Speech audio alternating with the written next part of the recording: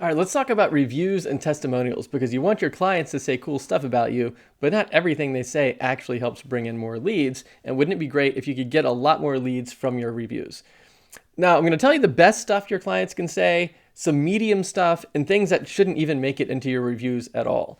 The best stuff that people can say about you is if they can mention a specific measurable outcome that you helped create in their business. For example, someone might say, hey, after working with you, we doubled our leads within 3 months. Or after working with you, we increased our profit by 20% within 6 months.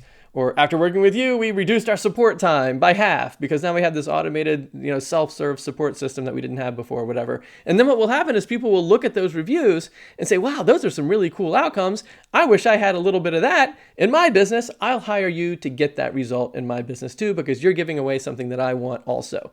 Those are the best kinds of reviews and testimonials, especially if they're in the same niche, right? Like if all of your clients are kind of within the same type of audience, it makes a lot of sense to think, well, if you could get twice as many clients to show up for that pet grooming store and I'm a pet grooming store too, then you can probably get more leads from me also, right? So like what you're really looking at that point is almost case studies as opposed to reviews or testimonials, but it's still coming from your client's voice rather than your own. And that makes it a review or a testimonial. But if they're clumped together, then what will happen is people say, I want that outcome, and that person serves other businesses like mine, which increases the perceived likelihood of me being able to get that outcome too. So that's the best, actual measurable outcomes. Now, another thing too is if you're having a hard time figuring out what's my niche, like how do I narrow down the scope of people that I serve and what kind of work that I do? Well, maybe some of your clients are already saying this stuff about you. Like look back in your emails, like when you finished a project or sent an invoice, or maybe you've got some reviews already. Like look through them and see if any of your clients are already pulling out these outcomes. And then you can say, hey, look, what if I did more of that, right? And then that kind of helps you scope down the kind of results that you can deliver to your clients. Okay, so that's the best stuff. The medium stuff is, well, what if it's like, not like a specific thing, like you increase my profit by 20% in 6 months, but it's a perceived outcome.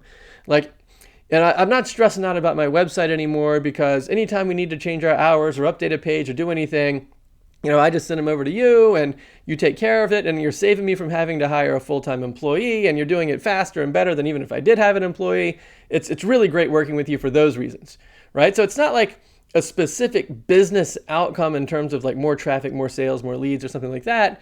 But it's like, I feel so much relief because, and then they list specific reasons why they feel the relief. And there even is some kind of a financial component to it because like you're saving them from hiring an employee and you're doing it better and faster. And so it's just big, weight off their shoulders kind of a thing. And then other people might say, man, I've got that same weight on my shoulders. I wish it wasn't there. I'll hire you to get that kind of relief. So relief is kind of the idea of like the medium type of things that people can say in your reviews.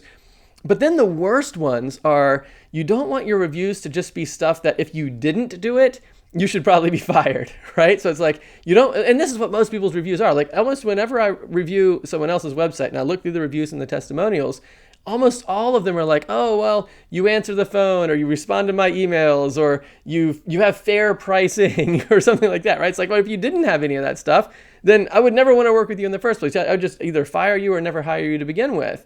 It'd be like if, say you go to Subway for a sandwich and they say, our sandwiches have bread.